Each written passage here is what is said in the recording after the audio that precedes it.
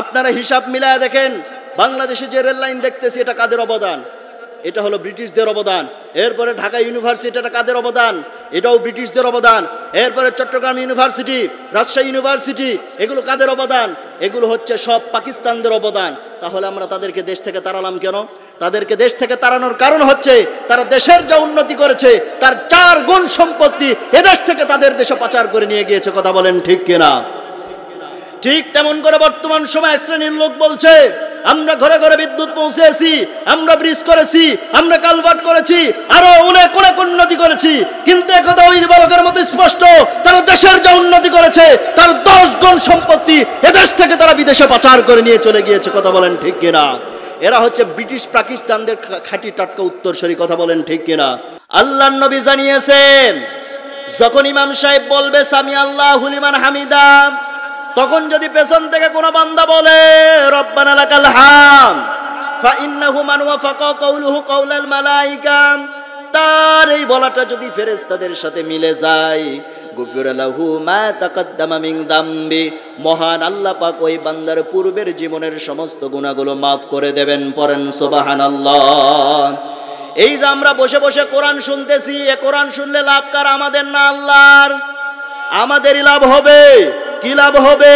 আল্লাহ রাব্বুল আলামিন বলেন, ইন্নামাল মুমিনুনা আল্লাযীনা ইযা যুকিরাল্লাহু ওয়াজিলাত কুলুবুহুম ওয়া ইযা তুলিয়াত আলাইহিম আয়াতুহু যাদাতুহুম ঈমানাও ওয়া আলা রাব্বিহিম ইয়াতাওয়াক্কালুন। সূরা আনফাল 9 নম্বর পারার 16 নম্বর পৃষ্ঠার 3 নম্বর লাইনে 1 নম্বর রুকুর 2 নম্বর আয়াত। এটা আল্লাহ পাক জানিয়েছেন, নিশ্চয়ই যারা মুমিন, আপনারা সামনে বসে আছেন, আপনারা সকলেই কি মুমিন। এই মুমিন বান্দাদের সামনে যখন কোরআনুল কারীম থেকে তেলাওয়াত করা হয়, কোরআনুল কারীমের তাফসীর করা হয়, কোরআনুল কারীমের দার্স দেওয়া হয়, কোরআনুল কারীমের আলোচনা করা হয়, তাদের দিলের ভিতরে যদি যাররা পরিমাণও ঈমানের দুর্বলতা থেকে থাকে, এ কোরআন শোনার সাথে সাথে রব্বুল আলামিন তাদের ঈমানটা শতগুণে বৃদ্ধি করে দেবেন। সুতরাং আমরা কোরআন শুনবো বেশি, গান শুনবো। ওটাও গান শুনবেন? গান শোনা যাবে? সকল প্রকার অশ্লীল গান শোনাকে যিনি হারাম করে দিয়েছেন তিনি কে? আল্লাহ পাক। এই জন্য আমরা গান শুনবো না, কোরআন শুনবো বেশি। কোরআন শুনবো, কোরআন বুঝবো এবং কোরআন দিয়ে নিজেদের জীবন সাজাবো ইনশাআল্লাহ। সম্মানিত হাজিরিন, আর ভূমিকা লম্বা নয়, আমি সরাসরি আলোচনার দিকে চলে যেতেছি। আজকে আমি আলোচনা করব ইমানি মৃত্যুর আমল। কি মৃত্যুর আমল? ইমানি মৃত্যুর আমল। মরা লাগবে কি লাগবে না? কথা বলেন না কেন? যারা চুপ করে আছেন তারা মনে হয় মরবেন না। মরা লাগবে কি লাগবে না? অবশ্যই মৃত্যু সবার জন্য নির্ধারিত। প্রেসিডেন্ট শেখ মুজিবুর রহমান তিনিও চলে গিয়েছেন, প্রেসিডেন্ট জিয়াউর রহমান তিনিও চলে গিয়েছেন, এরপরে এরশাদ তিনিও চলে গিয়েছেন, এরপরে মন্ত্রী ছিলেন মতিউর রহমান নিজামী তিনিও চলে গিয়েছেন, এরপরে শহীদ আল্লামা দেলোয়ার হোসেন সাইদি রাহিমাহুল্লাহ তিনিও চলে গিয়েছেন। সবাইকে মরতে হয়েছে। মরণ থেকে কেউ পালাতে চাইলেও পারবে না। কিন্তু এখন বিষয় হচ্ছে, কেউ মরে ইমানের উপরে, কেউ মরে ইমানহীন অবস্থায়। ঠিক কিনা? কেউ মরে ইমানের উপরে, আবার কেউ মরে ইমানহীন অবস্থায়। আমরা ইমানের উপর মরতে চাই না ইমানহীন অবস্থায় মরতে চাই? ইমানের উপর মরতে চাই। এখন ইমানের উপর যে আমরা মরতে চাই, ইমান সহজ আমরা কবরে যেতে চাই, এই জন্য আমল করারও দরকার আছে না নাই? অবশ্যই ইমানি মৃত্যুর আমলগুলো করতে হবে। আজকে আমি আপনাদের সামনে ইমানি মৃত্যুর যতদূর পর্যন্ত পেরেছি, আমি কোরআন হাদিস পড়াশোনা করে যতদূর পর্যন্ত পেরেছি, মোটামুটি 10টি আমল সম্পর্কে আজকে আমি আপনাদের সামনে আলোচনা করব। কয়টি আমল? 10টি ইমানি মৃত্যুর আমল। এটা আমাদের সবারই কম বেশি জানা দরকার, কারণ মৃত্যু সবার জন্য নির্ধারিত। মৃত্যু থেকে পালাতে চাইলে আমরা কেউ পালাতে পারবো না। অবশ্যই সবার জন্য মৃত্যু নির্ধারিত। এখন মৃত্যু যেহেতু নির্ধারিত করে দিয়েছেন রব্বুল আলামিন, এখন মৃত্যু থেকে পালাতে চাইলে কিন্তু আমরা পারবো না। এই জন্য আমরা অবশ্যই ইমানি মৃত্যু কামনা করি কি করি না? অবশ্যই ইমানি মৃত্যু কামনা করি। ইমানি মৃত্যু যদি পেতে চায়, 1 নম্বর যে আমল করতে হবে সেটা হলো কুদৃষ্টি থেকে বেঁচে থাকতে হবে। যেখানে সেখানে নজর দেওয়া যাবে না, যেখানে আল্লাহ নিষেধ করে দিয়েছেন সেখানে নজর দেওয়া যাবে না। কারণ হচ্ছে প্রত্যেকটা পাপের শুরু হয় চোখ দিয়া। কি দিয়া? চোখ দিয়ে পাপের শুরু হয়ে যায়। এই জন্য যে কাজ করতে হবে তা হচ্ছে আমাদের দৃষ্টিটাকে সংযত রাখতে হবে। আল্লাহর নবী জানিয়েছেন, যখন রাস্তায় তুমি চলতেছো, একটা নারীর দিকে তোমার যদি প্রথমবার নজর পড়ে যায়, সঙ্গে সঙ্গে তোমার চক্ষুটাকে হেফাজতে নিয়ে নাও। কারণ হচ্ছে প্রথমবার তাকিয়েছো সেটা আল্লাহ মাফ করে দেবেন, দ্বিতীয়বার যদি তাকাও সেইটা তোমার আমল নামায় আল্লাহ গুনাহ লিখে দেবেন। পড়েন নাউযুবিল্লাহ। আল্লাহ রাব্বুল আলামিন বলেন, কুল্লিল মুমিনিনা ইয়াগুদ্দু মিন আবসারিহিম ওয়া ইয়াহফাযু ফুরুজাহুম যালিকা আযকা লাহুম ইন্নাল্লাহা খাবীরুম বিমা ইয়াসনাউন। সূরা নূর 30 নম্বর আয়াত। আল্লাহ পাক জানিয়েছেন, হে নবী, আপনি আপনার উম্মতদেরকে ঘোষণা করে জানিয়ে দেন, তারা যেন কি করে, নিজের উম্মতদেরকে বলবেন তারা যেন নিজের চক্ষুটাকে সংযত রাখে, নিজের চোখের হেফাজত করে তারা যেন চলে, বেগানা নারীর দিকে তারা যেন নজর না দেয়। নিজের স্ত্রীর দিকে তাকাবেন, মহান আল্লাহ পাক সওয়াব লিখে দিবেন। বেগানা নারীর দিকে তাকাবেন, আল্লাহ পাক আপনার আমল নামায় চোখের জেনার গুনাহ লিখে দেবেন। পড়েন নাউযুবিল্লাহ। আয়াতের ব্যাখ্যায় তাফসীরে ইবনে কাসির একটা হাদিস টেনে এনেছেন।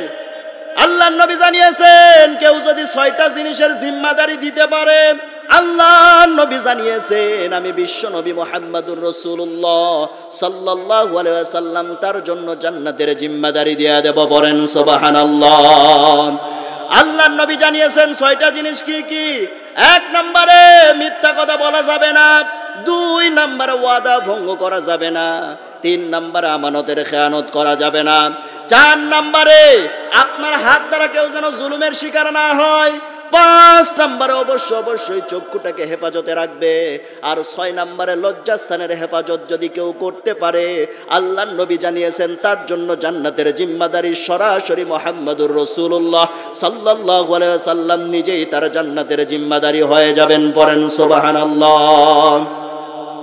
আল্লাহর নবী আরেক হাদিসের মধ্যে জানিয়েছেন, আল্লাহর নবী বলেন, হাদিসের মধ্যে এসেছে, কেউ যদি 2টা জিনিসের জিম্মাদারি দিতে পারে, 1 নম্বরে 2 সওয়ালের মধ্যবর্তী স্থান, আর 2 নাম্বার হচ্ছে 2 উরুর মধ্যবর্তী স্থান, 2 চাওয়ালের মধ্যবর্তী স্থান তথা জিহবার কেউ যদি হেফাজতের জিম্মাদারি নিতে পারে, 2 নম্বরে কেউ যদি লজ্জাস্থানের জিম্মাদারি নিতে পারে, এই 2টার জিম্মাদারি যে বান্দা নিবে, আল্লাহর নবী জানিয়েছেন তার জন্য জান্নাতের জিম্মাদারি সরাসরি মুহাম্মদুর রাসূলুল্লাহ সাল্লাল্লাহু আলাইহি ওয়াসাল্লাম নিজেই নিয়ে নেবেন। পড়েন সুবহানাল্লাহ।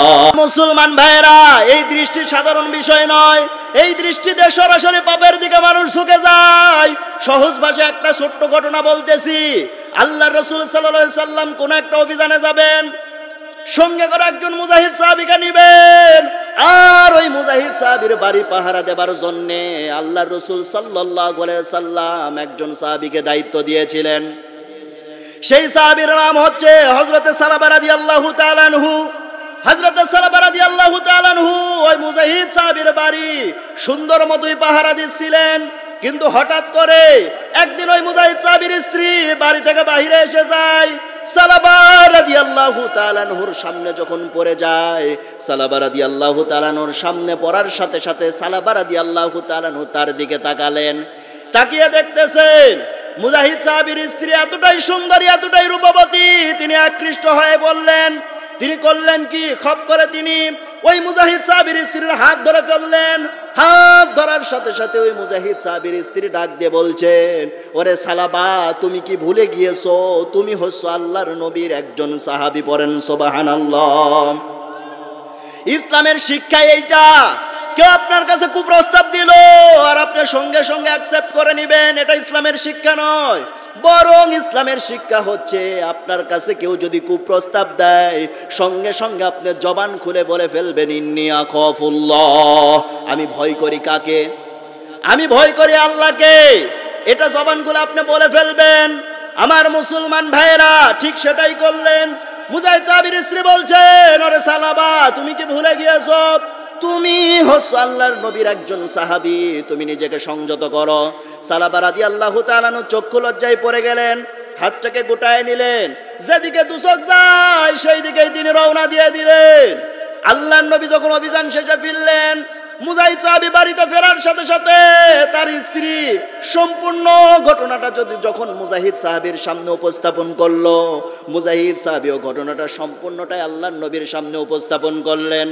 আল্লাহর রাসূল সাল্লাল্লাহু আলাইহি সাল্লাম ঘটনাটা শোনার সাথে সাথে তিনি ঘোষণা দিলেন, আমি সালাবাকে মাফ করব না, কারণ সালাবাকে অন্য কেউ নয়, স্বয়ং আমি বিশ্ব নবী মুহাম্মদুর রাসূলুল্লাহ সাল্লাল্লাহু আলাইহি ওয়াসাল্লাম আমি নিজেই তাকে দায়িত্ব দিয়েছি। পড়েন সুবহানাল্লাহ। অতএব আমি সালাবাকে মাফ করব না, সালাবাকে তোমরা খুঁজে নিয়ে আসো। সালাবাকে সবাই খুঁজতেছে, গোটা মদিনা খুঁজে খুঁজে কোথাও সালাবাকে পাওয়া যায় না। সর্বশেষ সালাবাকে খুঁজে পাইল সেই সাহাবী, যেই সাহাবীর স্ত্রীর তিনি হাত ধরেছিলেন। সেই মুজাহিদ সাহাবী শেষ পর্যন্ত সালাবাকে খুঁজে পাইলেন। সালাবাকে খুঁজে পাওয়ার পরে সালাম বিনিময় হওয়ার পরে এবার সালাবাকে বলছেন, সালাবা চলো, আল্লাহর নবী তোমাকে ডেকেছেন। সালাবা বলছেন, না, আমি আল্লাহর নবীর দরবারে যেতে পারবো না। এবার মুজাহিদ সাহাবী বলছেন, সালাবের আমি তোমাকে মাফ করে দিয়েছি।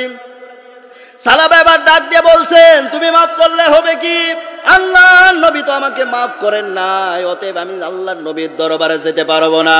এবার মুজাহিদ সাহাবী বলছেন, শোনো শোনো শোনো, আল্লাহর নবী যেহেতু তোমাকে এখন মাফ করতেছে না, তবে আল্লাহর নবীর বিশিষ্ট কিছু সাহাবী রয়েছে, তারা যদি তোমার জন্য সুপারিশ করে আল্লাহর নবী অবশ্যই তোমাকে মাফ করে দিবেন, চলো তাদের কাছে যাই। দুইজন মিলে চলে গেল প্রথমে হযরত আলীর কাছে।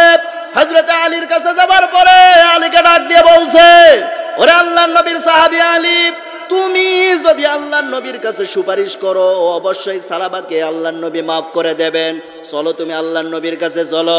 হযরত আলী রাদিয়াল্লাহু তাআলা বলছেন, না, আমি এই বিষয়ে সুপারিশ করতে পারবো না। দুইজন মিলে আবার চলে গেলেন হযরত উসমান রাদিয়াল্লাহু তাআলার কাছে। উসমান রাদিয়াল্লাহু তাআলার কাছে যাওয়ার পরে উসমান রাদিয়াল্লাহু তাআলাকে বললেন, ভাই উসমান, তুমি তো জিন্নুরাইন, আল্লাহর নবীর ডবল জামাই, তুমি যদি আল্লাহর নবীর কাছে সুপারিশ করো অবশ্যই আল্লাহর নবী মাফ করে দেবেন, চলো ভাই চলো আল্লাহর নবীর কাছে চলো। উসমান রাদিয়াল্লাহু তাআলা বললেন, না, আমি সুপারিশ করতে পারবো না। এবার দুজন মিলে সিদ্ধান্ত নিল, চলে গেল হযরত ওমর ফারুক রাদিয়াল্লাহু তাআলার কাছে। আল্লাহর নবীর প্রাণপ্রিয় সাহাবী হযরত ওমরের কাছে যাবার পরে সালাম বিনিময় হওয়ার পর ওমরকে বললেন, ভাই ওমর, তুমি একটু আল্লাহর নবীর কাছে সুপারিশ করো। ওমর ফারুক রাদিয়াল্লাহু তাআলা বলছেন, যা বলছো বলছো, এখান থেকে বিদায় নিয়ে চলে যাও, আমার তরবারিকে যদি একবার কুশমুক্ত করি তোমাদের কল্লাটা কিন্তু আমি উড়াইয়ে ফেলবো। পড়েন সুবহানাল্লাহ।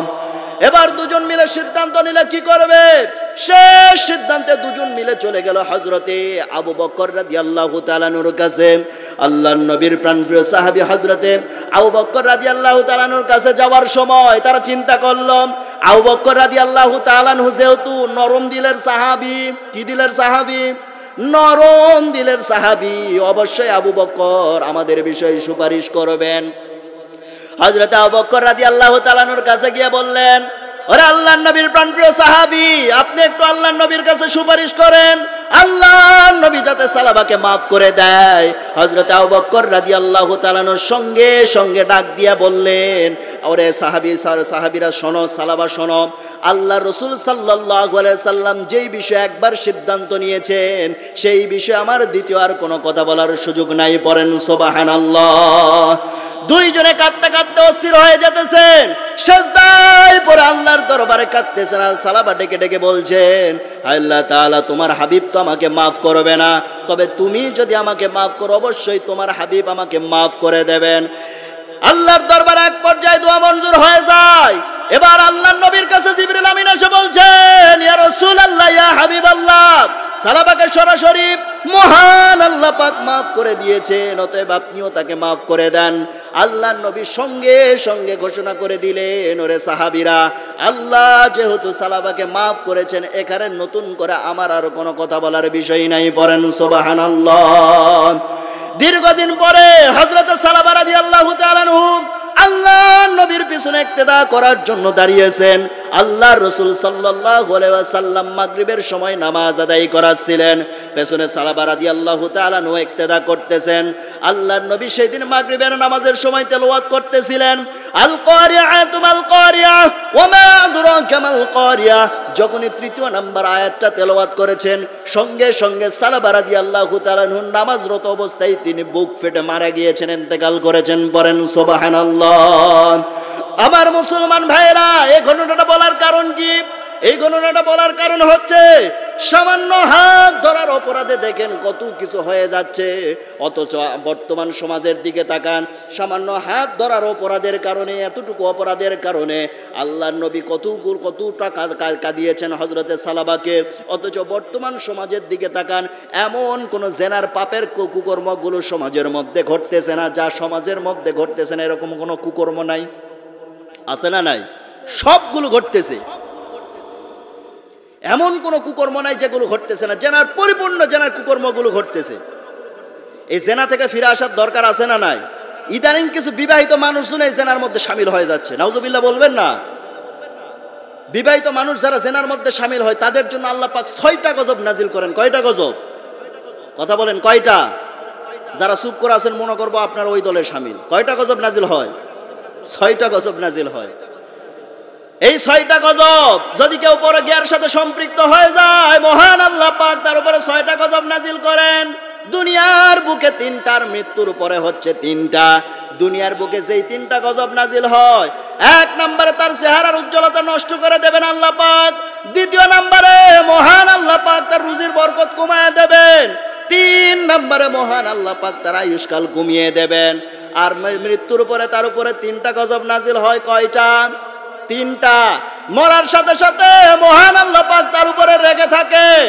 2 নম্বরে মহান আল্লাহ পাক হাসরের ময়দানে তার ওই জেনার কুকর্মগুলোর কিতাব যখন তার হাতে দেবেন, সে পড়তে চাইবে না, মানে হাসরের ময়দানে মহান আল্লাহ পাক তাকে লজ্জিত করবেন। আর 3 নম্বরে তথা 6 নম্বরে মহান আল্লাহ পাক তাকে বিনা হিসাবে জাহান্নামে দিয়ে দেবেন। পড়েন নাউজুবিল্লাহ। অতএব এই জেনার কুকর্ম থেকে ফিরে আসার দরকার আছে না নাই? ফিরে আসতে রাজি আছেন কারা কারা? হাত তোলেন। ফিরে আসতে রাজি আছেন কারা কারা? নাউজুবিল্লাহ, আস্তাগফিরুল্লাহ। মুখে দাঁড়িয়ে আপনি কাজ করেন, আমি তো ফিরে আসার কথা বলছি, আপনারা হাত তুললেন কেন? যারা করবে তারা ফিরে আসবে। সম্মানিত হাজির, তাহলে এই কুকর্মের দিকে যাওয়া যাবে? যাওয়া যাবে না। সম্মানিত হাজিরিন, তাহলে 1 নম্বরে যেটা গেল সেটা হলো কুদৃষ্টি থেকে বেঁচে থাকার দরকার আছে না নাই? অবশ্যই কুদৃষ্টি থেকে বেঁচে থাকা লাগবে, কিন্তু সমাজের মধ্যে জেনা ব্যভিচার আবেলাবেল করে দেওয়া হয়েছে। ইদানিং দেখতেছি চরিত্রহীনা নারীদের জন্য লাইসেন্সেরও ব্যবস্থা আছে না নাই? কিছুদিন পূর্বে শুনলাম 16 জোড়া ছাত্রছাত্রী ও ছাতা মাট্রিক পরীক্ষা দিতে যায়, বিএ পাস করছে। ছেলে বাবাকে ফোন করে বলছে, বাবা বৌমা দেখে যান, বাবা অজ্ঞান হয়ে গেছে। পরে ছেলে বাবাকে ফোন করে বলছে, বাবা অজ্ঞান হয়ে লাভ নাই, এখন আমার জীবন ও মরণ শেফালির হাতে, ইচ্ছে করলে মারতে পারে, পারে বাঁচাতে, এখন আমার জীবন ও মরণ সুইটির হাতে। নাম কি আবার? সুইটি, বিউটি, মিম জিম লিটুন যতন খতন এগারা পাগারা সেরাগালি সন্দেশ টেট্টন পলেস্টার সুতি টাঙ্গালি জামদানি খামদানি আমদানি রপ্তানি, মানে নামের বেলা আমরা কি যে রাখি ও সাথে আল্লাহ ছাড়া আর কেউ জানে না। কথা বলেন ঠিক কিনা? সম্মানিত হাজিরিন, কথাই কথা বেড়ে যায়। হাদিসের মধ্যে এসেছে আল্লাহ রাব্বুল আলামিনের কাছে 2টা নাম সবচাইতে প্রিয়। কয়টা নাম? 2টা। 1 নম্বর হতেছে আব্দুল্লাহ, আর 2 নম্বর হতেছে আব্দুর রহমান। কিন্তু সে আব্দুল্লাহ নাম নিয়ে ঠাট্টা হয় কি হয় না? কোন পুরুষের যদি একটু সতর্কহীন হয়ে যায় তাহলেই বলবে ও সাথে তোর আব্দুল্লাহ সামাল আছে না নাই? আমার মুসলমান ভাইয়ের নামগুলোর কি অবস্থা? মেয়েদের নামের দিকে তাকান, মেয়েদের কাছে বড় নাম পছন্দ হয় না, যত ছোট নাম তত তাদের কাছে ভালো লাগে। 3 অক্ষরের নাম সূচনা, এটাও নাকি তাদের কাছে বড় হয়ে গিয়েছে। 3 অক্ষরের নাম কেটে 2 অক্ষরের নাম দিয়ে নাম রেখে দিয়েছে সুচি। কি নাম? সুচি। আছে না নাই? আমার মুসলমান ভাইরা, শুধু কি মেয়েদের নাম ছোট হয়েছে? মেয়েদের নামের সাথে সাথে মেয়েদের পোশাকগুলো এখন ছোট হয়ে গিয়েছে। আছে না নাই? অথচ আল্লাহ রাব্বুল আলামিন বলেন, ওয়াকরনা ফি বুয়ুতিকুন্না ওয়ালা তাবাররাজনা তাবাররুজাল জাহিলিয়াতিল উলা। সূরা আহজাব 22 নম্বর পারা 1ম নম্বর পৃষ্ঠা 4 নম্বর লাইনে 33 নম্বর আয়াত। এটা আল্লাহ পাক জানিয়েছেন, হে মেয়েরা তোমরা ঘরের পরিবেশে থাকবে, বাহিরে যাবে না। বাহিরে যদি যেতে হয় জাহেলি যুগের মেয়েদের মতো রূপ সৌন্দর্য প্রদর্শন করে বের হবে না। এটা হুকুম কার? কথা বলেন না কেন? এটা হুকুম কার? আল্লাহ পাকের হুকুম। আমার মুসলমান ভাইয়েরা কিন্তু বর্তমান সমাজের দিকে তাকান। মেয়েরা যখন বাহিরে আসে কম সাজে না বেশি সাজে? কথা বলেন না কেন? কম সাজে না বেশি সাজে? বেশি সাজে। আমি মেয়েদের সাজার উপরে গবেষণা করে দেখেছি, মেয়েরা সাজে মোট 5 দিন। কয় দিন? 5 দিন। এক নম্বরে গেল 2 দিন আগে যে পহেলা বৈশাখ, এই পহেলা বৈশাখের দিন কম সাজে না বেশি সাজে? দ্বিতীয় নম্বরে 31st নাইট, কম সাজে না বেশি সাজে? 3 নম্বরে 14 ফেব্রুয়ারির দিন এমন সাজবে।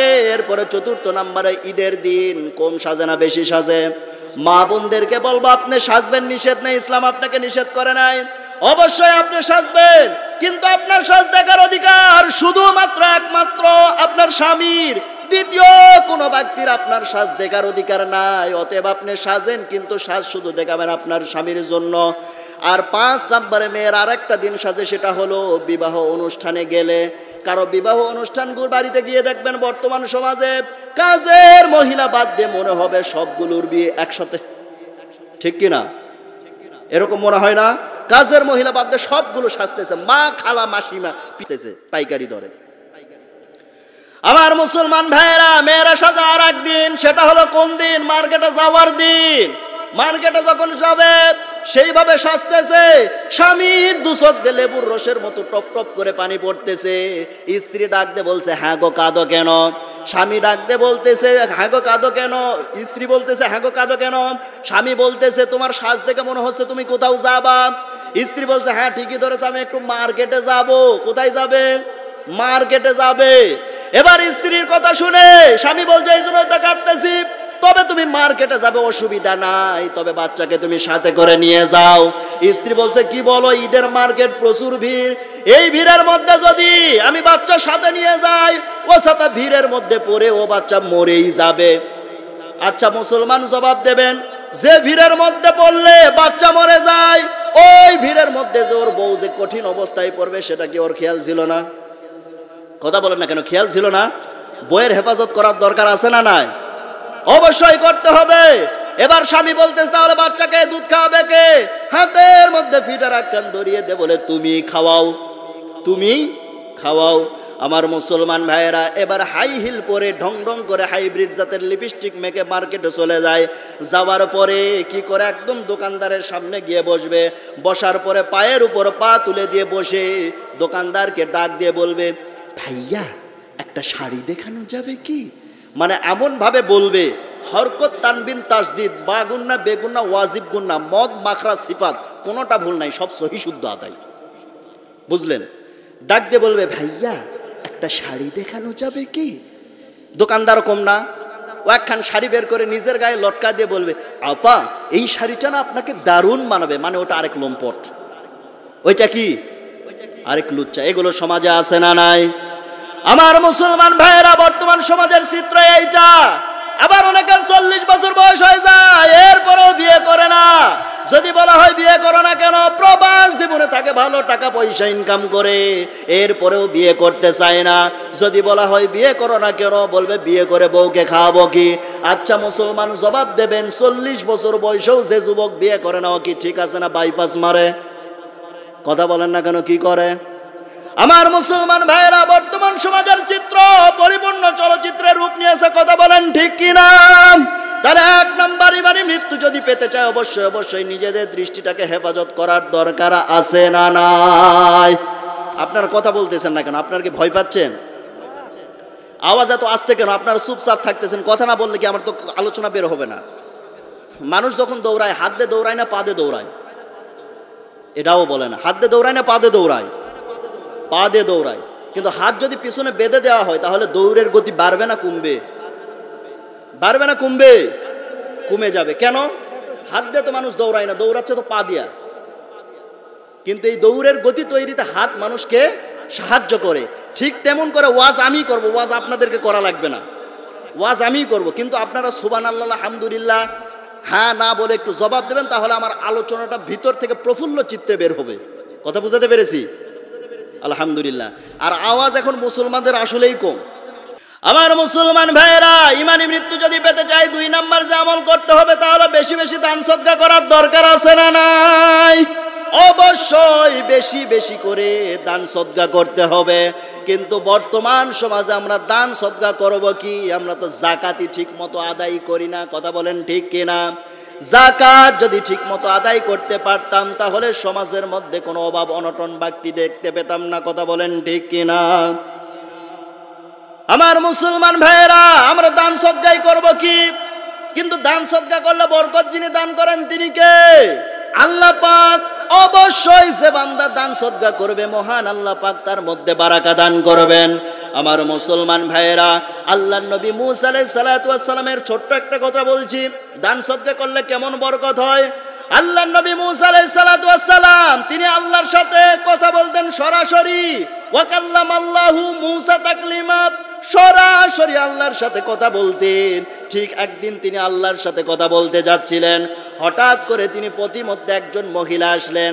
আসার পরে তিনি ডাক দিয়ে বলতেছেন, মহিলা ডাক দিয়ে বলছেন, ওরে আল্লাহর নবী মূসা, তুমি তো আল্লাহর সাথে কথা বলতে যাচ্ছ, তুমি একটু আল্লাহর কাছ থেকে শুনে আসবা। আমার দীর্ঘ 20 বছর সংসার জীবন চলে গেল, মহান আল্লাহ পাক আমাকে কোনো সন্তান দান করেন নাই। তুমি একটু আল্লাহর কাছ থেকে জেনে আসবা মহান আল্লাহ পাক কি আমার নসিবে কি কোনো সন্তান রাখেন নাই, এটা তুমি একটু আল্লাহর কাছ থেকে জেনে আসবা। মুসা নবী চলে গেলেন আল্লাহর দরবারে। আল্লাহর সাথে কথোপকথন শেষ করে তিনি যখন ফিরলেন, ফেরার পথে তিনি আল্লাহকে জিজ্ঞেস করলেন, আল্লাহ ওই মহিলার নসিবে কি কোনো সন্তান নাই? আল্লাহ বললেন, মুসার ওই মহিলাকে তুমি জানাই দিবা আমি আল্লাহ পাক ওই মহিলার নসিবে কোনো সন্তান রাখি নাই। পড়েন আল্লাহু আকবার। আমার মুসলমান ভাইরা, মুসা নবী যখন ফিরতেছিলেন, হঠাৎ করে যখন ওই মহিলার সাথে দেখা হয়ে যায়, মহিলাটি এবার ডাক দিয়ে বলছেন, ওরে আল্লাহর নবী মুসা, আল্লাহ পাক কি জানিয়েছেন আমার নসিবে কি কোনো সন্তান নাই? সঙ্গে সঙ্গে মুসা আলাইহিস সালাতু ওয়াস সালাম বললেন, ওহে আল মহিলা শোনো, আল্লাহর বান্দি শোনো, মহান আল্লাহ পাক জানিয়েছেন তোমার নসিবে মহান আল্লাহ পাক কোন সন্তান রাখেন নাই। এটা তোমাকে ধৈর্য ধরে মেনে নিতে হবে, কারণ সন্তান দেওয়ার মালিক কে? আল্লাহ পাক।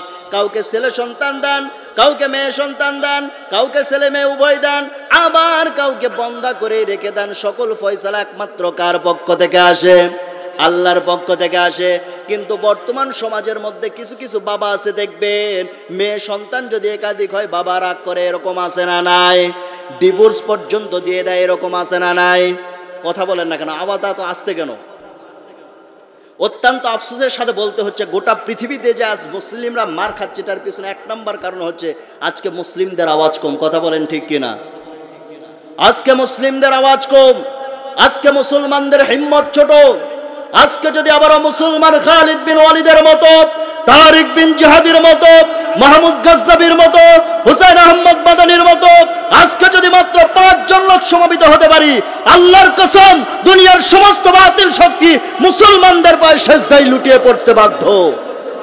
কিন্তু আজকে আমাদের সেই মুখের আওয়াজ, সেই বুকের হিম্মত, সেই ইমানি তাগতি, ইমানি চেতনা, ইমানি উদ্দীপনা, সেই অটল অবিচল সেই দানাবীর আজকে আমাদের মধ্যে অভাব।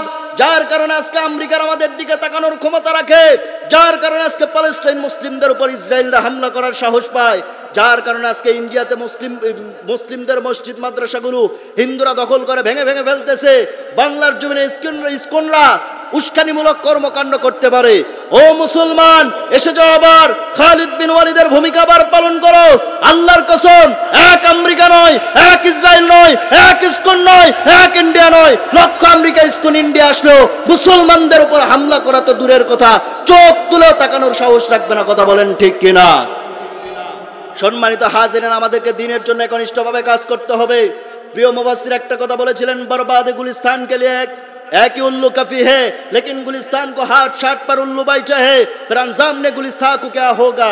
একটা ফুল বাগানকে ধ্বংস করার জন্য একটা হুতুম পেঁচা যথেষ্ট, কিন্তু হুতুম পেঁচা বসে গেছে প্রত্যেক ডালে ডালে, শাখায় শাখায়। ফুল বাগানের নসিবে কি আছে আল্লাহ ছাড়া কারো জানা নাই। আপনারা হিসাব মিলায় দেখেন, বাংলাদেশে যে রেল লাইন দেখতেছি এটা কাদের অবদান? এটা হলো ব্রিটিশদের অবদান। এরপরে ঢাকা ইউনিভার্সিটি, এটা কাদের অবদান? এটাও ব্রিটিশদের অবদান।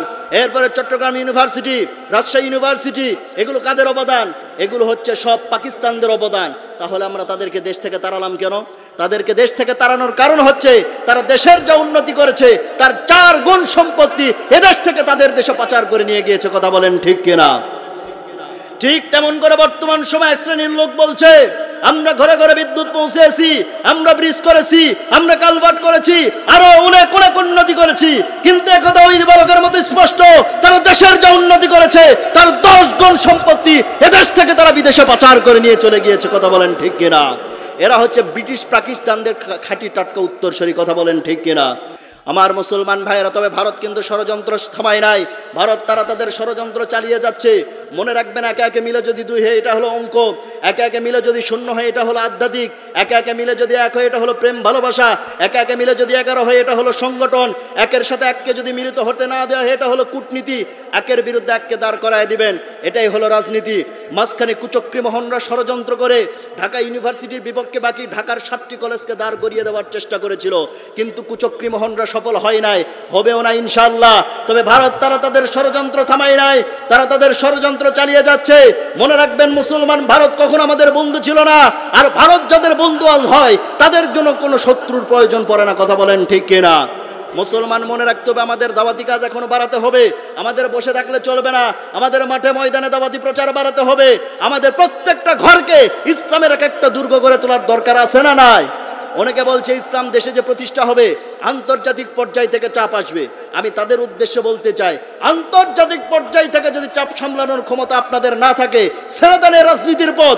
আপনাদের মতো চুরি পড়া নেতৃবৃন্দের হাতে বাংলার 1 ইঞ্চি জমিনও ছেড়ে দেওয়া হবে না। কথা বলেন ঠিক কিনা? এই কথা দিবালকের মতো স্পষ্ট।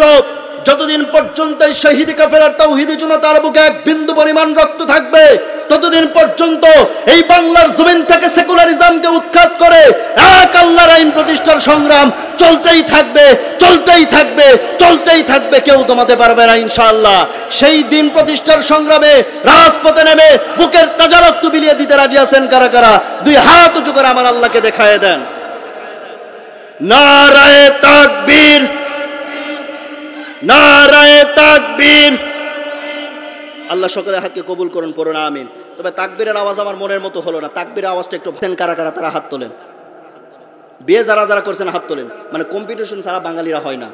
বিয়ে যারা করছেন তারা হাত তোলেন, পিছিয়ে হাত তোলে কেন? বিয়ে করছে যারা বিয়ে করছেন তারা শুধু হাত তোলেন। জি, যারা হাত তোলেন না তাদের কি বউ মারা গেছে? মুরব্বীরা যারা হাত তোলেন নাই, যারা বিয়ে করছেন সবাই হাত তোলেন। আপনারা তাকবীর দেবেন, এরপরে বাচ্চারা তাকবীর দেবে। আপনি হলেন বিচারক ভাই, আপনি হলেন বিচারক, দেখবেন কাদের আওয়াজ বেশি হয়। নারায়ে তাকবীর।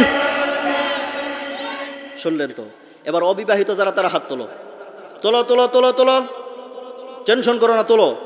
তোমরা পারবা না, প্রমাণ করে দিতে পারবা না মুরব্বীর চাইতে তোমাদের পাওয়ার বেশি? পারবা না? হ্যাঁ। নারায়ে তাকবীর। আওয়াজ কার বেশি? অবিয়াদেরই। আচ্ছা, মুরব্বীরা কি খুশি?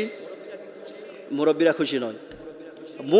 মুখে খুশি বললে হবে না। ওই যে এক শ্বশুর হলো, জামাই হলো, শ্বশুরের কাছে মোটর সাইকেল চাইছে, তখন শ্বশুর বেচারা গরিব মানুষ অনেক কষ্ট করে মোটর সাইকেল কিনে জামাইকে যখন দিয়েছে, জামাই বেচারা মোটর সাইকেল খানা পায়া এবার শ্বশুরকে ডাক দিয়ে বলছে, আব্বা অনেক কষ্ট করে তো মোটর সাইকেল কিনে দিলেন, কষ্ট নিলেন না তো?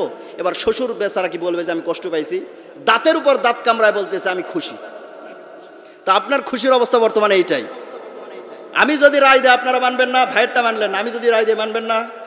আমার ফয়সালা হচ্ছে বিবাহিতরা ফার্স্ট আর অবিবাহিতরা প্রথম। এবার তো সবাই খুশি। এবার যদি দুজনে একসাথে তাকবীর দেন, তাকবীরের আওয়াজ কম হবে না বেশি হবে? এবার তো হাত টান টান করে তোলেন তোলেন তোলেন, সবাই তোলেন। এবার উভয় পক্ষই তোলেন, বিবাহিত অবিবাহিত সবাই। নারায়ে তাকবীর। আল কোরআনের আলো, আল হাদিসের আলো, আলেম ওলামা যেখানে, আরে কোরআন সুন্নাহর আলো, দুর্নীতির আলো।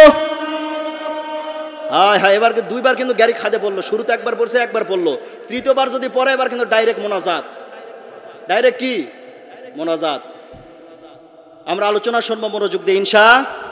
সম্মানিত হাজির, তাহলে ইমানি মৃত্যুর জন্য 2য় নাম্বার আমল। কত নাম্বার আমল?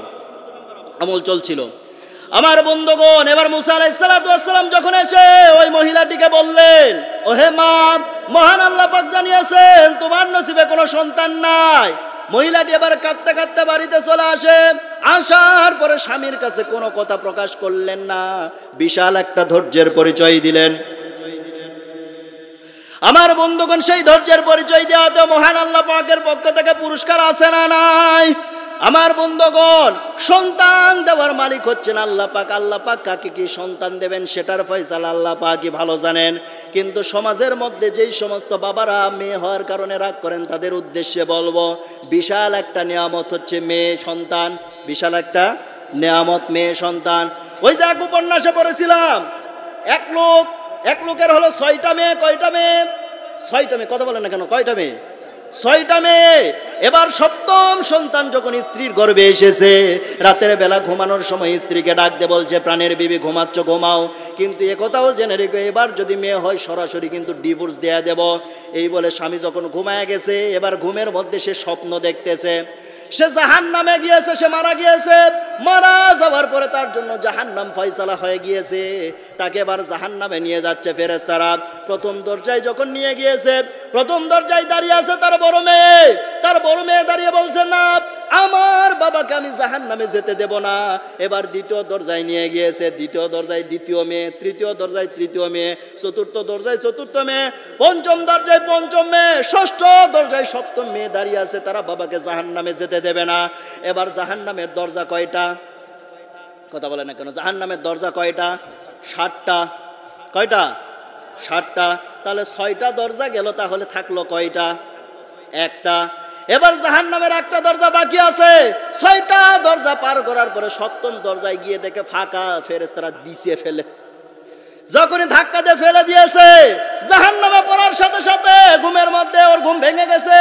ঘুম থেকে জাগা পেয়ে দেখে গোটা গা ঘামে ভিজে অস্থির হয়ে গিয়েছে। এবার স্ত্রীকে ঘুম থেকে ডেকে তুলে বলছে, স্ত্রীরা দোয়া কর, আল্লাহ যেন আর একটা মেয়ে দান করে। সুবহানাল্লাহ বলবেন না? আমার মুসলমান ভাইয়েরা, মেয়ে হলো বিশাল একটা নিয়ামত। আবার সমাজের মধ্যে ছেলে পাওয়ার জন্য কাউমাউ করে তাদের জন্য বলবো, ছেলে যা আপনার জন্য সব সময় রহমত হবে সেটা আপনাকে কে বলছে? সমাজের মধ্যে অনেক আছে, দেখবেন সন্তান তার ছেলে তার বাবা মাকে ঘাড় ধরে বাড়ি থেকে বের করে দেয়। আছে না নাই? কথা বলেন না কেন? আছে না নাই? আমার মুসলমান ভাইয়েরা, বাস্তব একটা ঘটনা বলতেছি, ঢাকা ইউনিভার্সিটির ঘটনা। ঢাকা ভার্সিটিতে খুবই গরিব পরিবারের একটা ছেলে পড়াশোনা করত। তার পরিবার তার পড়ালেখার খরচ চালাতো, তার বাবা অনেক কষ্ট করে। হঠাৎ করে তার পরীক্ষার ফি লাগবে 4,500 টাকা। বাবাকে ফোন করে বলছে, বাবা টাকা পাঠাও। বাবা বলছে, কয়দিন সময়? বলছে 7 দিন সময়। 7 দিনের মধ্যে তুমি যদি টাকা পাঠায় দাও, এটাই যথেষ্ট হয়ে যাবে। আমার মুসলমান ভাইয়েরা, একটু মনোযোগ দিয়ে শোনার চেষ্টা করেন। এবার যুবক যখন বলল 7 দিনের মধ্যে টাকা পাঠাইলেই হয়ে যাবে, এবার বাবা এবং মা দুইজন মিলে মানুষের বাড়িতে দিনমজুরির কাজ করে, অনেক কষ্ট করে টাকা জমা করে যখন ছেলের অ্যাকাউন্টে পাঠিয়ে দেয়, ছেলে সেই টাকাটা কি করে? পরীক্ষার ফি হিসেবে জমা দেয়। পরীক্ষা দেয়, পরীক্ষা দেওয়ার পরে পাশ করে ভালো একটা রেজাল্ট করে। ভালো রেজাল্ট করার কারণে সে একটা চাকরিও খুব সহজে পেয়ে যায়। চাকরি পাওয়ার পরে পছন্দ করে একটা বিয়েও করে ফেলে। কিন্তু বউটা এমন দাজ্জাল, বিয়ে করার মাত্র 3 দিনের মাথায় স্বামীকে ডাক দিয়ে বলছে, ওই যুবককে ডাক দিয়ে বলছে, প্রাণের স্বামী শোনো, তুমি যদি আমার সাথে সংসার করতে চাও, আমার সাথে তুমি যদি জীবন কাটাতে চাও, তাহলে তোমার বাবা মাকে বাদ দিয়ে শুধুমাত্র আমাকে একা নিয়ে তোমার সংসার করা লাগবে। তুমি তোমার বাবা মায়ের সাথে সম্পর্ক করতে পারবা না। যুবকটি প্রথমে রাজি ছিল না, পরবর্তীতে রাজি হয়ে যায়। এভাবেই কেটে যায় দীর্ঘ 5 বছর। 5 বছর পর হঠাৎ করে ওই যুবকের এলাকা থেকে কোনো একজন লোক ঢাকা শহরে গিয়েছে। ওই যুবকের সাথে যখন দেখা হয়ে যায়, দেখা হওয়ার সঙ্গে সঙ্গে যুবক শেষ কথায় বলছে, ভাই আমার বাবা মা কেমন আছে? যখন জিজ্ঞেস করছে বাবা মা কেমন আছে, ওই এলাকার লোকটা ডাক দিয়ে বলছে, ভাই তোমার বাবা মা বড্ড কষ্ট করে দিন যাপন করছে, খুব কষ্টে আছে। যুবক আর একটা মুহূর্তের জন্য দেরি করলো না, সেখান থেকে উঠে সরাসরি বাড়িতে চলে যায়। বাড়িতে যাওয়ার পরে স্ত্রীকে ডাক দিয়ে বলছে, প্রাণের বিবি রে, আমি আমার বাবা মায়ের সাথে দেখা করতে যাব। স্ত্রী বলছে, তোমাকে না বলেছি তোমার বাবা মায়ের সাথে দেখা করা যাবে না। এবার আমার মুসলমান ভাইরা, যুবক আবার রেগে গেল। রেগে গিয়ে ডাক দিয়ে বলছে, প্রাণের বিবি রে শোনো, তুমি যদি আমার সাথে সংসার করতে নাও চাও, এরপরেও আমি আমার বাবা মায়ের সাথে অবশ্যই দেখা করব। আমার মুসলমান ভাইরা, যুবক যখন সেখান থেকে জোর করে এবার চলে যায়, জোর করে চলে আসার কারণে স্ত্রী রেখেছিল, রাতে রওনা দিয়েছে। নাইট কোচে যখন নামছে, বাস স্টপে নামার পরে হঠাৎ করে সামনে তাকায় দেখতেছে একজন বৃদ্ধ মানুষ ভাঙা রিক্সা নিয়ে দাঁড়িয়ে আছে। একটা টিম টিম করে হারকিনার আলো জ্বলতেছে, মুখের মধ্যে গামছা পেছানো আছে। আহারে কপাল পুরা যুবক, চিনতে পারে নাই ওটাই তার বাবা। বাবাকে চিনতে না পেরে ডাক দিয়েছে, ও হে খালিদ। কি বলে ডাক দিয়েছে? খালি। রিক্সাওয়ালাকে কি বলে ডাকি আমরা? খালি। যেই ডাক দিয়েছে, ও হে খালি, বাবাকে যখন ডাক দিয়েছে, ছেলে বাবাকে চিনতে পারে নাই, কিন্তু বাবা তো ছেলেকে চিনতে পেরেছে কণ্ঠ শুনে। এবার ছেলে যখন বাবাকে বলছে খালি, তখন রিক্সা নিয়ে সামনে গিয়ে এসেছে। এবার বৃদ্ধ মানুষ বলছে, স্যার কোথায় যাবেন? ছেলেকে বলতেছে, স্যার কোথায় যাবেন? এবার ছেলে বলছে, শান্তিপাড়া দুকুমিয়ার বাড়িতে যাব। বলছে, দুকুমিয়া আপনার কে হয়? বলছে, যা হয় হোক, তুমি যাবা কিনা সেটা বলো। এবার যুবকের কথা শুনে রিক্সাওয়ালা বাবা বলছে, হ্যাঁ স্যার চলেন, ওঠেন, যাব। এবার যুবককে নিয়ে বাবা তার সন্তানকে নিয়ে যখন রওনা দিয়েছে, হঠাৎ করে পথিমধ্যে যুবক বাবার পিঠে জোরে একটা থাপ্পড় মেরে বলতেছে, হে মুরব্বী, জোরে যদি তুমি রিক্সা চালাতে পারবা না, তাহলে রিক্সা নিয়ে রাতের বেলা কেন এসেছ? যুবক চিনতে পারে নাই, বাবার পিঠে এক থাপ্পড়, একটু পর আবার আর একটা থাপ্পড় দিয়েছে। এমনিতে 65 বছর বয়স, শরীরে তেমন কোনো শক্তি নাই, খক খক করে কাশতেছে, অসুস্থ মানুষ। দ্বিতীয়বার আবার থাপ্পড় মেরে ডাক দিয়ে বলতেছে, ওহে রিক্সাওয়ালা, তুমি রাতের বেলা রিক্সা চালাও? তোমার কি কোনো ছেলে মেয়ে নাই যে তুমি রাতের বেলা রিক্সা চালাতে আসছো?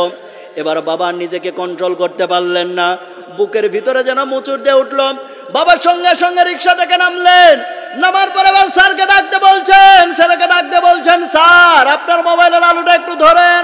ছেলে এবার মোবাইলের আলো যখন বাবার মুখের সামনে ধরে, বাবা এবার আলোর সামনে আসার পরে মুখ থেকে গামছাটা খুলে ফেলে বলতেছে, স্যার দেখেন তো আমাকে চিনতে পারেন কিনা? স্যার আমারও ছেলে আছে, কিন্তু না দেখলে করব কি? আমার ছেলে তো আমাকে দেখাশোনা করে না স্যার, এই জন্যই তো আজকে আমাকে রিক্সা চালাতে হচ্ছে। এবার যুবক তাড়াহুড়ো করে রিক্সা থেকে নেমে বাবার পা জড়িয়ে ধরে বলতেছে, বাবা ভুল করে ফেলেছি, বেয়াদবি করেছি, তুমি আমাকে মাফ করে দাও। এবার বাবা ডাক দিয়ে বলছে, তোকে স্যার বানানোর জন্য আমি আমার জীবনের সবকিছু বাই করে ফেলেছি, আমার পুরা জীবনটাকে উৎসর্গ করে ফেলেছি। আমার মুসলমান ভাইয়েরা, এবার যুবক ডাক দিয়ে বলছে, ভাঙা রিক্সাটা কোথায় পেয়েছো? বাবা বলতেছে, তুই যেদিন থেকে আমাদের সাথে সম্পর্ক ছিন্ন করে দিয়েছিস, তারপর থেকে নিজের জীবন চালানোর তাগিদে নিজের রুটির ব্যবস্থা করার জন্য কি করব, বাধ্য হয়ে ভাঙা রিক্সাটা ভাড়া নিয়ে নিজের রুটির ব্যবস্থা করে। বলছে, মা কেমন আছে? বলছে, তোর মা দীর্ঘ 1 বছর যাবত অসুস্থ অবস্থায় বিছানায় পড়ে আছে, এই রিক্সার সামান্য ইনকাম দিয়ে তোর মায়ের চিকিৎসা করাতে পারি না, কোনো মতো খায়ে পরে দিন পার হয়ে চলে যায়। এবার যুবক বলছে, তাড়াতাড়ি চলো, আমি আমার মাকে দেখবো। যুবক এবার বাবার রিক্সায় চড়ে রওনা দেয়। বাবা যখন বাড়িতে পৌঁছে যায়, আহারে কপাল পুরা যুবক হলে যা হয়, তারা বাড়িতে পৌঁছার 10 মিনিট পূর্বে ওই যুবকের মা দুনিয়া থেকে বিদায় নিয়ে চলে গিয়েছে। দৃশ্য দেখে বাবাও জায়গায় স্ট্রোক করে দুনিয়া থেকে বিদায় নিয়ে চলে যায়। যুবক এবার বাবা মায়ের লাশ জড়িয়ে ধরে হাউমাউ করে কাঁদতেছে আর ডেকে ডেকে বলতেছে, বাবা গো, আমি দুনিয়াও হারালাম, আখিরাতও হারিয়ে ফেললাম, তোমরা আমাকে মাফ করে যেতে পারলে না। এই জন্য আল্লাহর নবী জানিয়েছেন, হুমা জান্নাতুকা হুমা নারুকা, মা বাপ তোর জান্নাত, মা বাপ তোর জাহান্নাম। মা বাবার সাথে তুই ভালো আচরণ করবি, মা বাবার দোয়াই তোকে জান্নাতের দরজা পর্যন্ত নিয়ে যাবে। মা বাবার সাথে খারাপ আচরণ করবি, মা বাবার বদদোয়াই তোকে জাহান্নাম পর্যন্ত নিয়ে যাবে। এই জন্য বাবা মায়ের সাথে খারাপ আচরণ করার দরকার, ভালো আচরণ করার দরকার আছে না নাই? অবশ্যই বাবা মায়ের সাথে ভালো আচরণ করব। যুবকদেরকে বলবো, হে যুবক ভাইরা, তোমরা কেন বাবা মায়ের সাথে ভালো আচরণ করবে না? তোমার জীবনের শ্রেষ্ঠ নিয়ামত হচ্ছে তোমার বাবার মা। অবশ্যই তোমার বাবা মায়ের সাথে ভালো আচরণ করতে হবে। বাবা মা কেমন নিয়ামত দেখেন, একটু খেয়াল করেন। বাস্তব ঘটনা বলতেছি, আমার এক হুজুরের কাছ থেকে গল্পটা শুনেছি। হুজুর গল্প করতেছে, তারা আত্মীয়র জন্য চিকিৎসা নেবার জন্য রাজশাহীতে গিয়েছে। হঠাৎ করে এক সাইডে দেখতে পেলেন একজন মহিলার ড্রেসিং করাচ্ছে, হাত থেকে চামড়াগুলো ছিঁড়ে ছিঁড়ে টেনে টেনে বের করতেছে, আর সামনের দিকে একটা পোটলা পেঁচিয়ে রাখা আছে, কি যেন পেঁচিয়ে রাখা আছে। এবার ওই মহিলাটি বারবার শুধু ওই পোটলার দিকে তাকায় আর ডেকে ডেকে বলে, আমার জাদুমণি, আমার সোনামণিকে আর আমাকে মা বলে ডাকবে না। হুজুর এবার একটু আশ্চর্য হয়ে মহিলার কাছে গেল, যাবার পরে যেই নার্স ড্রেসিং করতেছিল সেই নার্সকে এবার জিজ্ঞেস করলো, বোন এই মহিলার কি হয়েছে?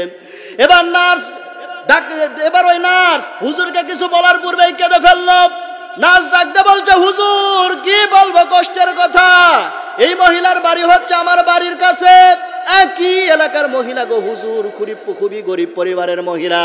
ওনার স্বামী কি করে, শীতের সিজনে খেজুর গাছ থেকে রস পেরে পেরে সেটা গুড় তৈরি করে সেটা বাজারে বিক্রি করে কোনো মতো সংসার চালায়। হুজুর গো প্রত্যেক দিনের নাই আজকেও বাজারে গিয়েছিল, বাজারে যাবার প্রত্যেক দিনের না আজকেও খেজুরের রস পেরে এনেছিল। খেজুরের রস যখন স্ত্রীকে এনে দিয়েছে, স্ত্রী সেই খেজুরের রস দিয়ে গুড় তৈরি করতেছিল, পাতিলের মধ্যে দিয়েছে, নিচ থেকে দাউ দাউ করে আগুন জ্বলতেছে, পাতিলের মধ্যে প্রায় গুড় তৈরি হয়ে যাচ্ছে।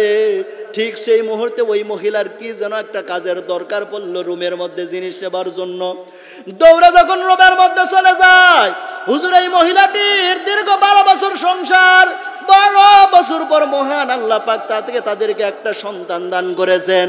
হুজুর গো যখনই রুমের মধ্যে মহিলাটি কাজের জন্য প্রয়োজনীয় জিনিস নেবার জন্য রুমের মধ্যে চলে গিয়েছে, ঠিক সেই মুহূর্তে ওই ছোট্ট বাচ্চাটা পাতিলের আশেপাশেই খেলাধুলা করতেছিল, কি যেন জিনিস নিতে গিয়েছে মা, এদিকে ছোট্ট বাচ্চাটা খেলাধুলা করতে নিয়ে কখন যেন পা পিছলে পাতিলের মধ্যে পড়ে গেছে।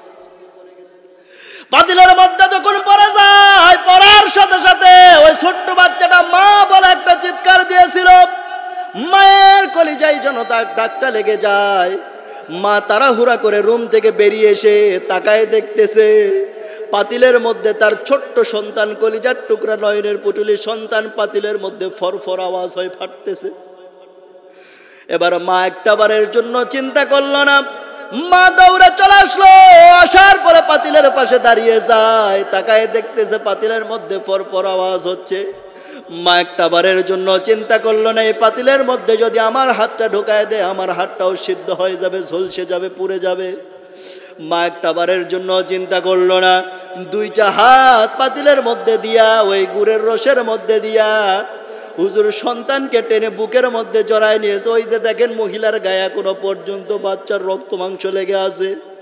হুজুর মহিলাটিকে তারপর থেকে কোনোভাবে বুঝ দেওয়া যেতেছে না, শুধু বারবার ডেকে ডেকে বলতেছে, আমার জাদুমণি, আমার সোনামণিকে আর আমাকে মা বলে ডাকবে না। এই জন্য যুবক ভাইদেরকে বলবো, যুবক ভাইরা তোমরা কোন মাকে কষ্ট দাও? যেই মা তোমাদেরকে ছোট্ট থেকে এত কষ্ট করে লালন পালন করে এত বড় করেছে। যুবক ভাইদেরকে বলবো, যুবক ভাইরা তোমার বাবা মা তোমার কাছে গাড়ি চায় না, তোমার কাছে বাড়ি চায় না, তোমার কাছে টাকা পয়সা ধন সম্পদ কিছুই চায় না। তারা তাদের জীবনের সব কিছু ব্যয় করে দিয়েছে শুধুমাত্র তোমাকে মানুষ করার জন্যে। শুধু চায় তুমি তোমার বাবা মায়ের সাথে একটু মিষ্টি মুখে কথা বলবা, হাসি মুখে কথা বলবা, এইটাই তোমার বাবা মায়ের কামনা। আমরা আমাদের বাবা মায়ের সাথে ভালো আচরণ করবো তো ইনশাআল্লাহ, আমরা আমাদের বাবা মায়ের সাথে ভালো আচরণ করব।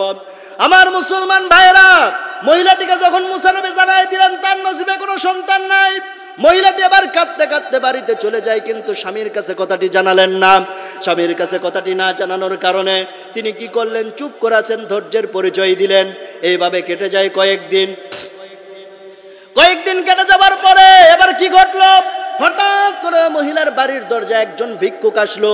আসার পরে ওই মহিলাকে ডেকে বলছে, মা তুমি একটু আমাকে কিছু খাবার দাও, আমার ক্ষুধা লাগছে। এবার মহিলাটি সেদিন 3টা রুটি বানিয়েছিল, একটা বানিয়েছিল তার নিজের জন্য আর 2টা বানিয়েছিল তার স্বামীর জন্য। মহিলাটি তার নিজের ভাগের যে রুটি, ওই রুটিটা তিনি দিয়ে দিলেন ভিক্ষুককে। ভিক্ষুক ওই রুটি পাওয়ার পরে এবার খুশি মনে বলছে, মা তুমি আমাকে একটা রুটি দান করলে মহান আল্লাহ পাক তোমাকে একটা সন্তান দান করুন। কি দান করুন? সন্তান দান করুন। মহিলাটির জন্য যখন দোয়া করে, মহিলাটি এবার হেসে দিয়েছে, ডাক দিয়ে বলছে, তুমি আমার জন্য দোয়া করছো, আল্লাহ আমাকে সন্তান দান করবে। আমি মুসা নবীর মাধ্যমে জেনে নিয়েছি মহান আল্লাহ পাক আমার নসিবে কোনো সন্তান রাখেন নাই, আমার নসিবে কোনো সন্তান রাখেন নাই। এবার ভিক্ষুক ডাক দিয়ে বলছে, মা তুমি যদি আমাকে আরো 2টা মানে মোট 3টা রুটি যদি দান করো, মহান আল্লাহ পাক তোমাকে 3টা সন্তান দান করবেন। আমার মুসলমান ভাইয়েরা, এই কথা বলার সাথে সাথে মহিলাটি এবার রেগে যায়। মহিলাটি এবার ডাক দিয়ে বলতেছেন, আমি মুসা নবীর মাধ্যমে জেনে নিয়েছি আমার নসিবে কোনো সন্তান নাই। আর আজকে আমি যে 3টা রুটি বানিয়েছি, 2টা রুটি হলো আমার স্বামীর জন্য। আর আমার স্বামী হলো খুব রাগীত মানুষ। এই 2টা রুটি যদি আমি তোমাকে দেই, আমার স্বামী আমার উপরে চড়াও হয়ে যাবে, রেগে যাবে। কি হয়ে যাবে? রেগে যাবে। এরকম কিছু রাগীত মানুষ আছে না নাই? দেখবেন সমাজের মধ্যে কিছু কিছু বিটখুটে মুরব্বী আছে, মনে করেন বাজার থেকে ফিরে আধা কিলো দূর থেকে এমন ডাক মারবে। লোকাল ট্রেনগুলো আছে না, লোকাল ট্রেন, ওই লোকাল ট্রেনগুলো যখন স্টেশনে ঢোকে তখন হর্ন মারে, প আছে না নাই? এই কোয়ালিটির কিছু বিটখুটে মুরব্বী আছে, আধা কিলো দূর থেকে ডাকবে, এই বলে এক ডাক মারলো, চাষি তারে না রে বাপরে বাপ, ঘর থেকে বের হয়ে চাষার হাত থেকে ব্যাগ রিসিভ করা, আছে না নাই? তো এই কোয়ালিটির স্বামী হচ্ছে ওই মহিলার স্বামী। এবার ওই মহিলার স্বামী খুব রাগীত মানুষ, ডাক দিয়ে বলছেন, না আমি রুটি দিতে পারবো না, ওই 2টা রুটি আমি আমার স্বামীর জন্য বানিয়েছি। ঠিক সেই মুহূর্তে ওই স্বামীও উপস্থিত ওই জায়গায়। স্বামী ডাক দিয়ে বলছে, স্ত্রী কি হয়েছে? এবার বলছে, আমি 3টা রুটি বানিয়েছি, একটা আমার জন্য, 2টা তোমার জন্যে। কিন্তু এই ভিক্ষুক 3টা রুটি চাই। স্বামী বলছে, তুই দিয়ে দে। রাগের মাথায় অনেক সময় উল্টা বিষয় হয়ে যায়, হয় না? অনেক সময় উল্টা কিছু হয়ে যায়। তো ঠিক তেমন করে স্বামী তখন বলছে, তুই দিয়ে দে। আমার মুসলমান ভাইয়েরা, এবার স্বামীর কথা শুনে স্ত্রী যখন 3টা রুটি ভিক্ষুককে দিয়ে দেয়, ভিক্ষুক এবার 3টা রুটি পাওয়ার পরে সরাসরি চলে গিয়েছে আল্লাহর ঘরে। আল্লাহর ঘরে যাবার পরে এবার সেজদায় পরে আল্লাহকে বলছে, আল্লাহ গো, তুমি বলেছো আম্মা সাইলা ফালা তানহার, সাইলকারীকে ফেরত দেওয়া যাবে না। আজকে আমি তোমার দরবারে সাইলকারী, এখন যদি তুমি আমাকে ফেরত পাঠাও তাহলে আমি বুঝবো তুমি বক্তা ওয়াজ করো কিন্তু তোমার আমল নাই। তুমি বক্তা ওয়াজ করো, তোমার আমল নাই। অতএব তুমি আজকে অবশ্যই মহিলাটিকে তুমি 3টা সন্তান, অবশ্যই এই দোয়া কবুল করে নাও, ওই মহিলাটিকে তুমি অবশ্যই 3টা সন্তান দান করবা। আল্লাহর দরবারে দোয়া মঞ্জুর হয়ে গিয়েছে। মহান আল্লাহ পাক ওই মহিলাটিকে 3 বছরে 3টা সন্তান দিয়েছেন। এবার 3টা সন্তান যখন ভূমিষ্ঠ হয়েছে, একটাকে নিয়েছেন হেঁটে, একটাকে নিয়েছেন পিঠে, আর একটাকে নিয়েছেন কোলে। 3টা সন্তান নিয়ে মুসা নবীর সামনে হাজির। মুসা নবীর সামনে যখন হাজির হলো, মুসা নবীকে ডাক দিয়ে বলছেন, আল্লাহর নবী মুসা, তুমি কেমন করে আল্লাহর কাছ থেকে শুনে এসেছো আমার নসিবে নাকি কোনো সন্তান রাখেন নাই? এই যে দেখো, বছরে বছরে আল্লাহ যেভাবে দেওয়া শুরু করেছে, এভাবে যদি প্রত্যেক বছরে একটা করে দেয়, এত সন্তান আমি লালন পালন করব কি করে? এবার মুসা নবী সেজদায় পড়ে বলছে, আল্লাহ গো, তুমি এটা কেন করলে?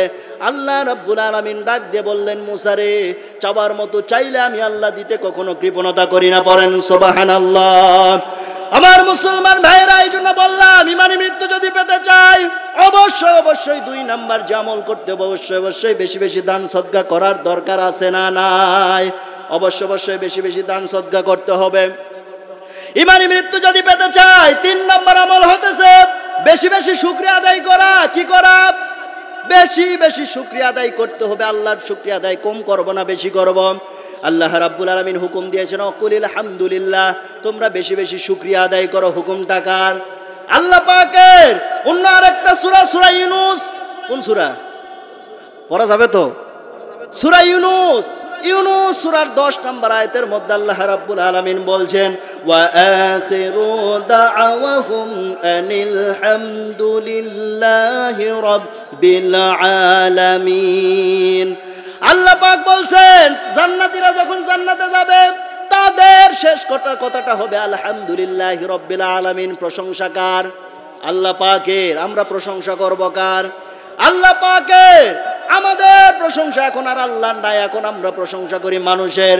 এই যে সামনে আসবে, সামনে বছর চলে আসবে ইনশাআল্লাহ, সামনে বছর আসতেছে, প্রশংসা করার জন্য। আমার ভাইয়ের চরিত্র ফুলের মতো পবিত্র, নামাজ পড়ে না 1 ওয়াক্ত, গাঁজা খায় 5 ওয়াক্ত, আছে না নাই? কথা বলেন না কেন? আছে না নাই? সম্মানিত হাজিরিন, তাহলে আমরা প্রশংসা করব কার? আল্লাহ পাকের।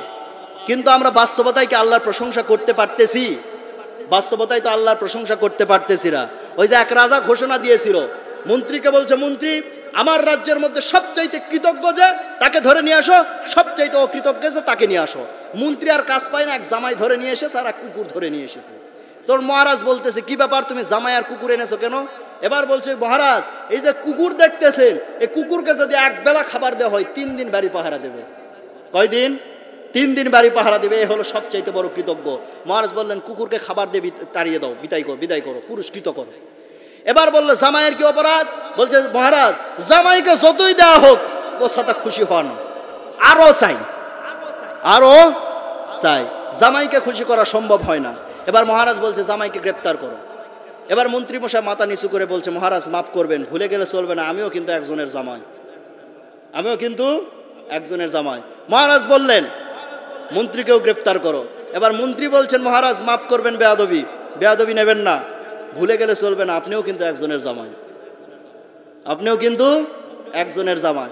একথা তারা বুঝাতে চাচ্ছে আমরা কেউ ওই পরিপূর্ণ আল্লাহর শুকরিয়া আদায় করতে পারছি? সামান্য যদি একটু অসুস্থ হয়ে পড়ে তাহলেই ডেকে ডেকে বলবে আল্লাহ বুঝে আমাকে ছাড়া কাউকে দেখে না, ঠিক কি না? এখানে আপনি 2টা কাজ করলেন, অপরাধ করলেন।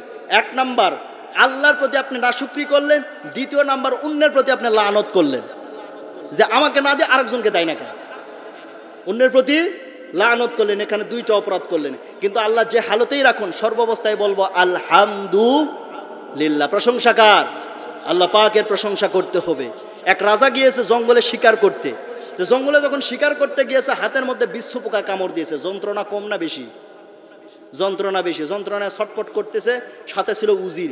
উজিরকে ডাকতে বলতেছে উজির তুমি কিছু একটা ব্যবস্থা করো। ও সাথে উজির আর কাজ পায় না, হাতে ছিল শুরু মারছে কোপ, এক কোপে আঙ্গুল কেটে আলাদা হয়ে গেছে। যন্ত্রণা কমলো না বাড়লো, বৃদ্ধি পেয়ে গেল।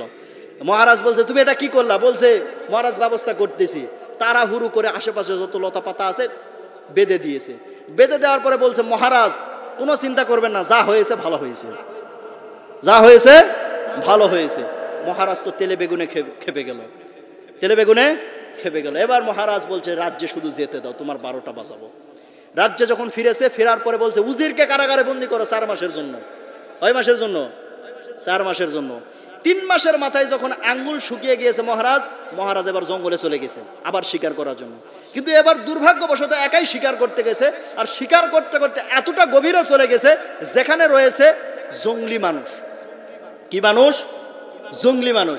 জঙ্গলি মানুষদের যখন কাছাকাছি পড়ে গেছে, এবার জঙ্গলি মানুষগুলো ডেকে ডেকে বলতেছে এটা কোত্থেকে আসছে, এটা নিঃসন্দেহে আমাদের রাজ্যের লোক নয়। এবার জঙ্গলি মানুষরা ওটাকে ধরে নিয়ে চলে গেছে, আলাদা প্রাণী মনে করে, আলাদা প্রাণী মনে করে ধরে নিয়ে যখন তাদের রাজ্যে গেছে, যাওয়ার পরে তাদের রাজার সামনে যখন উপস্থাপন করে, রাজা এবার ডাক দিয়ে বলতেছে তোমরা তো প্রাণী ধরে এনেছো। তাদের আবার নিয়ম হলো শরীরের মধ্যে কোনো খুঁত থাকলে সে প্রাণী তারা খায় না, নিখুঁত প্রাণী লাগবে। তো ধরে নিয়ে যখন গেছে, আচ্ছা রাজার এই মানুষের মাথা থেকে পা পর্যন্ত দেখো তো কোনো খুঁত আছে নাকি। মহারাজের অনুমতি, জঙ্গলি রাজার অনুমতি। এবার কর্মচারী মাথায় দেখে না কোনো খুঁত নাই, কান কোনো খুঁত নাই, হাতের কাছে এসে দেখে আঙ্গুল কাটা। এবার মহারাজ ডাকতে বলছে, জঙ্গলি মহারাজ ডাকতে বলছে এ তোমরা কাকে ধরে এনেছো, তো খুঁতো প্রাণী, ছেড়ে দাও। ছেড়ে দেওয়ার সাথে সাথে মহারাজ আজদর ক্যালোদুর এক দৌড়ে চলে আসছে রাজ্যে। আসার পরে বলছে উজিরকে ডেকে নিয়ে আসো। উজিরকে ডেকে আনা হলো।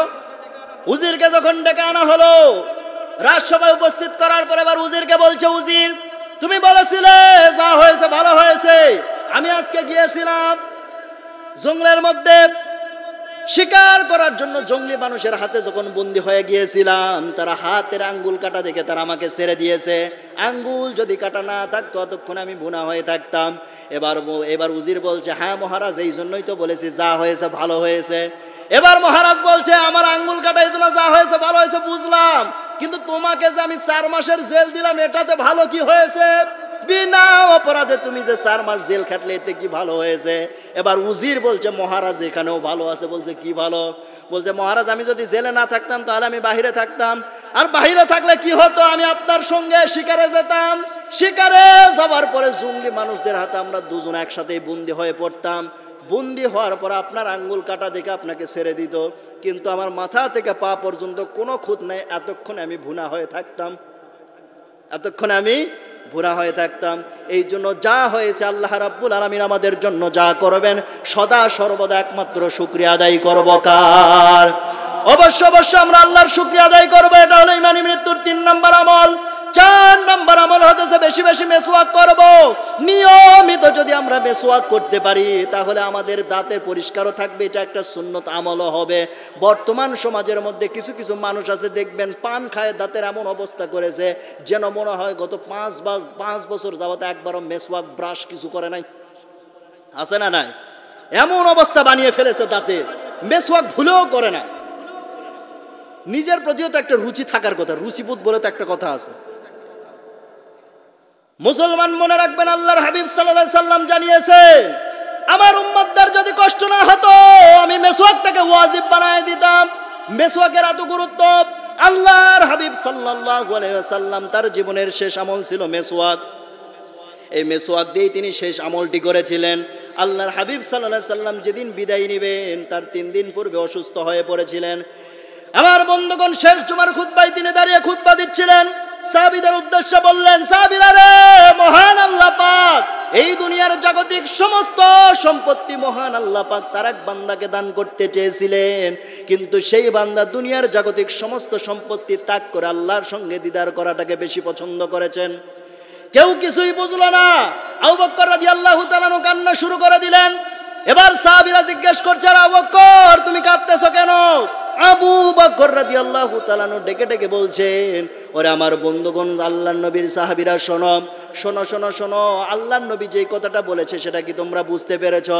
মহান আল্লাহ পাক দুনিয়ার জাগতিক সমস্ত সম্পত্তি তার হাবিব সাল্লাল্লাহু আলাইহি ওয়াসাল্লামকে দান করতে চেয়েছিলেন, কিন্তু তিনি দুনিয়ার সমস্ত সম্পত্তি ত্যাগ করে আল্লাহর সঙ্গে দিদার করাটাকে বেশি পছন্দ করেছেন। মানে তিনি দুনিয়ার বুকে আর বেশি দিন থাকবেন না, খুব তাড়াতাড়ি আল্লাহর সান্নিধ্যে তিনি চলে যাবেন। সমস্ত সাহাবায়ে কেরামগণের মধ্যে কান্নার রোল পড়ে গেল। আল্লাহর নবীর যেদিন ওফাত ঘটবে সেই রজনীর ঘটনা। আল্লাহর হাবিব সাল্লাল্লাহু আলাইহি সাল্লাম বারবার জ্ঞান হারাচ্ছেন, জ্ঞান ফিরে পাচ্ছেন, আবার জ্ঞান হারাচ্ছেন, এরকমটা চলতেছে। গভীর রাত হয়ে যায়, ইশার সালাত এখনো পর্যন্ত আদায় হয় নাই। আল্লাহর হাবিব সাল্লাল্লাহু আলাইহি সাল্লাম এক পর্যায়ে আয়েশাকে বললেন, আয়েশা রে, তুমি একটু মসজিদে এলান করে দাও, তোমার বাবা আবু বকরের ইমামতিতে যেন তারা নামাজ শুরু করে দেয়। এখান থেকে ঘোষণা হয়ে গেল পরবর্তী রাষ্ট্রনায়ক কে হবে। মুসলমান জবান খুলে বলবেন, রাষ্ট্র পরিচালনার দায়িত্ব হবে মসজিদ থেকে নাকি সমাজ থেকে? কোথায় থেকে? মসজিদ থেকে। যেদিন দেখবেন মসজিদ থেকে রাষ্ট্রনায়ক হচ্ছে সেদিন বুঝবেন সমাজের মধ্যে শান্তি আছে। যেদিন দেখবেন যতদিন পর্যন্ত মসজিদ থেকে সামাজিক নেতা না হবে ততদিন পর্যন্ত সমাজের মধ্যে যতই শান্তির জিকির করেন আর শান্তির উপরে নোবেল আনেন, জীবনে কোনোদিন সমাজে শান্তি প্রতিষ্ঠা করতে পারবেন না। যেদিন দেখবেন মসজিদ থেকে চলবে ততদিন পর্যন্ত সমাজে শান্তি থাকবে, আর এটা যখনই বন্ধ হয়ে গিয়েছে তখনই সমাজ থেকে শান্তি উঠে গিয়েছে। আমার মুসলমান ভাইয়েরা, যে কথাটি বলতেছিলাম, আল্লাহর হাবিব সাল্লাল্লাহু আলাইহি সাল্লাম বললেন, আয়েশা আবু বকরকে ইমামতিতে দাঁড়াতে বলো। আবু বকর রাদিয়াল্লাহু তাআলা ইমামতিতে দাঁড়াতে যাচ্ছিলেন না। আল্লাহর নবীর দীর্ঘক্ষণ যাবত জ্ঞান ফিরতেছে না। এক পর্যায়ে আবু বকর রাদিয়াল্লাহু তাআলা বাধ্য হয়ে তিনি ইমামতিতে দাঁড়িয়েছেন। ইমামতিতে তিনি যখন দাঁড়ালেন, ইমামতিতে দাঁড়ানোর পর এবারে কি ঘটলো দেখেন, একটু খেয়াল করেন মুসলমান ভাইয়েরা আমার। ইমামতিতে তিনি যখন দাঁড়ালেন, পেছনে সাহাবায়ে কেরামগণ কাঁদতে কাঁদতে অস্থির হয়ে যেতেছেন। এমন সময় আল্লাহর নবীর জ্ঞান ফিরলো। আয়েশাকে ডাকতে বলছেন, আয়েশা রে, মসজিদের কি অবস্থা? আয়েশা রাদিয়াল্লাহু তাআলা বললেন, রাসূল গো, আপনার অপেক্ষা করতে করতে সাহাবায়ে কেরামগণ আপনাকে না পেয়ে আমার বাবার ইমামতিতে তারা নামাজ শুরু করে দিয়েছে। এবার আল্লাহর নবী বললেন, দেখি দেখি মসজিদের কি অবস্থা, আমার মাথাটা একটু উঁচু করে ধরো। আল্লাহর নবীর ঘর ছিল মসজিদের সঙ্গে লাগানো। মাথাটা যখন উঁচু করে ধরা হলো, মসজিদের ভিতরের দিকে তাকায় দেখতেছেন আর দু চোখ দিয়ে বেয়ে বেয়ে টপ টপ করে পানি পড়তেছে। আয়েশা জিজ্ঞেস করলেন, আল্লাহর রাসূল সাল্লাল্লাহু আলাইহি সাল্লাম, ইয়া রাসূলুল্লাহ, ইয়া হাবিবাল্লাহ, আপনার কি কোনো কষ্ট হচ্ছে নাকি? আল্লাহ নবী সঙ্গে সঙ্গে ডাক দিয়ে বললেন, আয়েশা রে, আজকে যে আমার চোখের পানি দেখতেছে এটা কোনো কষ্টের পানি নয়, বরং আনন্দের পানি। ভবিষ্যতে যে আমার উম্মতেরা এভাবে জামাতের সাথে নামাজ আদায় করবে, ভবিষ্যতের একটা ছবি আমার চোখে আটকা পড়ে গেল। পড়েন সুবহানাল্লাহ। আল্লাহ নবী এবার ডাক দিয়ে বলছেন, আয়েশা রে, আমার মুখটা দুর্গন্ধময় মনে হচ্ছে, আমাকে একটা মেসওয়াক এনে দাও। মেসওয়াক যখন চাইলেন আল্লাহ রাসূল সাল্লাল্লাহু আলাইহি সাল্লাম, আল্লাহর নবীকে এবার ছেড়ে দিয়ে আয়েশা রাদিয়াল্লাহু তাআলা না উঠবেন কি করে? তিনি তো উঠতে পারবেন না, কারণ তার উরুর উপরে আল্লাহ রাসূল সাল্লাল্লাহু আলাইহি সাল্লাম শুয়ে আছেন। এবার তিনি তার ভাই আব্দুর রহমানকে ডাক দিয়ে বলছেন, ভাই আব্দুর রহমান, তুমি একটা মেসওয়াক এনে দাও। আব্দুর রহমান যখন মেসওয়াক এনে দিল, আয়েশা রাদিয়াল্লাহু তাআলা আনহা মেসওয়াকখানা হাতের মধ্যে নেওয়ার পরে তিনি চিন্তা করতেছেন, তাকায় দেখতেছেন মেসওয়াকের আগাটা শক্ত হয়ে আছে। এই শক্ত মেসওয়াকটা যদি আল্লাহর নবীর হাতে দেওয়া হয়, আল্লাহ রাসূল সাল্লাল্লাহু আলাইহি সাল্লাম সেই মেসওয়াক করতে কষ্ট পাবেন। এই চিন্তা করে রাসূলুল্লাহ সাল্লাল্লাহু আলাইহি সাল্লামের হাতে মেসওয়াক দেবার পূর্বে আয়েশা রাদিয়াল্লাহু তাআলা আনহা তিনি মেসওয়াকের আগাটা চিবিয়ে নরম করে দিয়ে দিলেন। পড়েন সুবহানাল্লাহ। আল্লাহর নবীর হাতে যখন মেসওয়াকখানা দিলেন, আল্লাহ রাসূল সাল্লাল্লাহু আলাইহি ওয়াসাল্লাম মেসওয়াকখানা হাতে নেওয়ার পরে মুস্কি একখানা হাসি দিলেন। মুস্কি একখানা হাসি দেওয়ার পরে মেসওয়াক শুরু করার পূর্বে ওই যে মেসওয়াক চিবিয়ে দিতে আয়েশা রাদিয়াল্লাহু তাআলা আনহার থুতু আর লালাগুলো লেগেছিল, আল্লাহর হাবিব সাল্লাল্লাহু আলাইহি সাল্লাম মেসওয়াক করার পূর্বে সেই থুতু আর লালাগুলো চুষে পান করে নিলেন। পড়েন সুবহানাল্লাহ। হযরত আয়েশা সিদ্দিকা বলেন, আমি নিজেকে ধন্য মনে করি, আল্লাহর হাবিব সাল্লাল্লাহু আলাইহি সাল্লাম তার জীবনের শেষ আমল করেছে মেসওয়াক, আর আমি আয়েশা, আমি তার স্ত্রী আয়েশা সিদ্দিকা রাদিয়াল্লাহু তাআলা আনহা, আমি স্ত্রী আয়েশার হক পর্যন্ত রাসূলুল্লাহ সাল্লাল্লাহু আলাইহি সাল্লাম আদায় করে নিয়েছেন। পড়েন সুবহানাল্লাহ। আমার মুসলমান ভাইয়েরা, তাহলে আল্লাহর হাবিব সাল্লাল্লাহু আলাইহি সাল্লামের জীবনের শেষ আমল কি ছিল? মেসওয়াক। আমরা মেসওয়াক করব তো ইনশাআল্লাহ। এটা হলো ইমানি মৃত্যুর ৪র্থ নাম্বার আমল। ৫ম নাম্বার আমল হচ্ছে নেক ব্যক্তিদের সাহায্য লাভ করা। এটাই তো আমরা করি না, অথচ আল্লাহ রাব্বুল আলামিন বলেন, মাইয়াশফা' শাফাআতান হাসানাতান ইয়াকুল লাহু নাসীবুম মিনহা ওয়া মাইয়াশফা' শাফাআতান সাইয়্যাতান ইয়াকুল লাহু কিফলুম মিনহা ওয়া কানা আল্লাহু আলা কুল্লি শাইইন মুকিতা।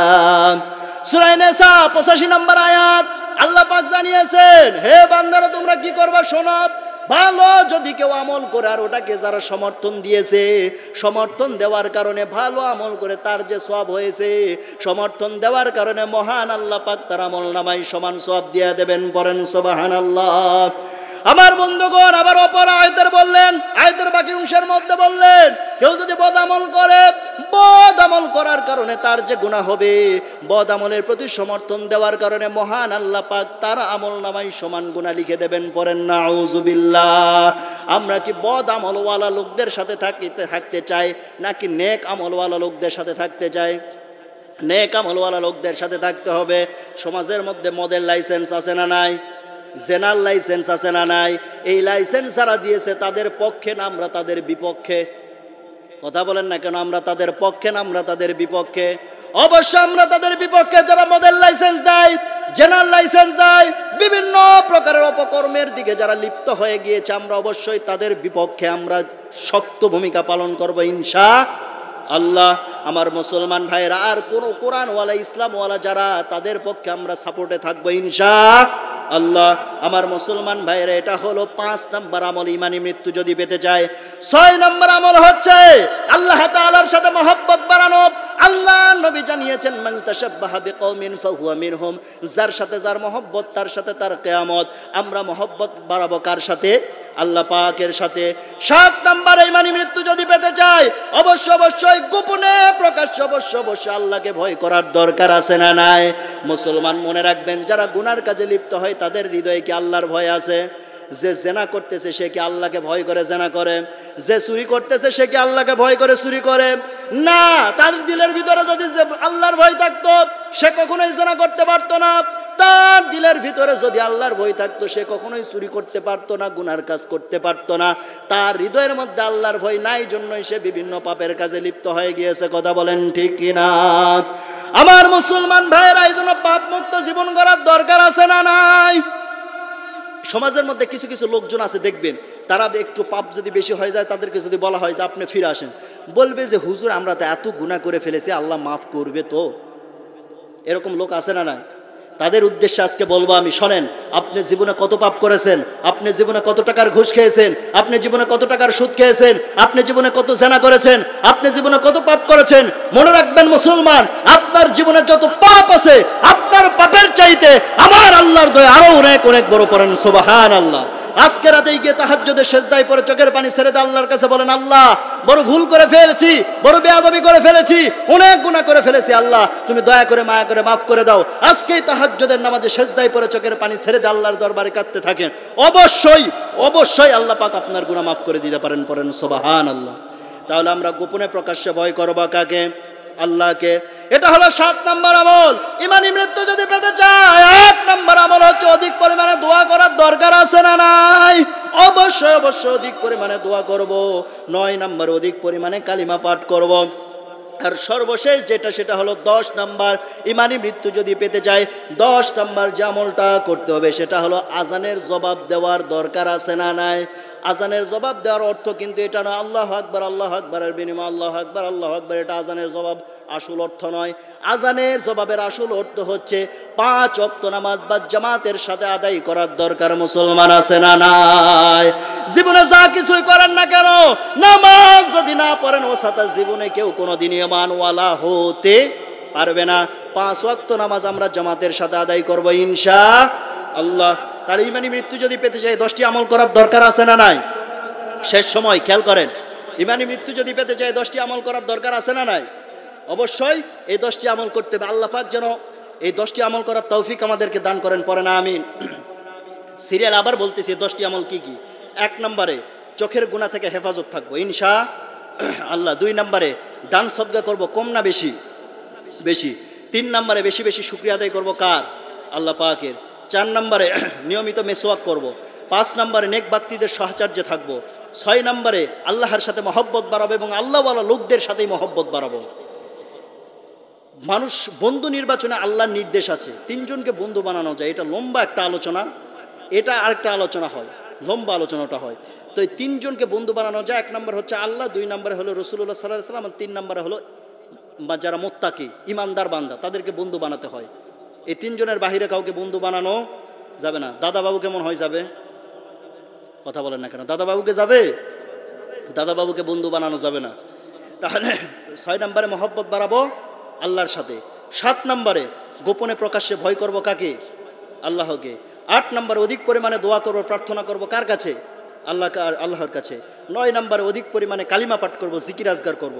আর 10 নম্বরে 5 ওয়াক্ত নামাজ বা জামাতের সাথে আদায় করব ইনশাআল্লাহ। আল্লাহ পাক আমাদের প্রত্যেককে কবুল করুন। পড়ছি আমিন।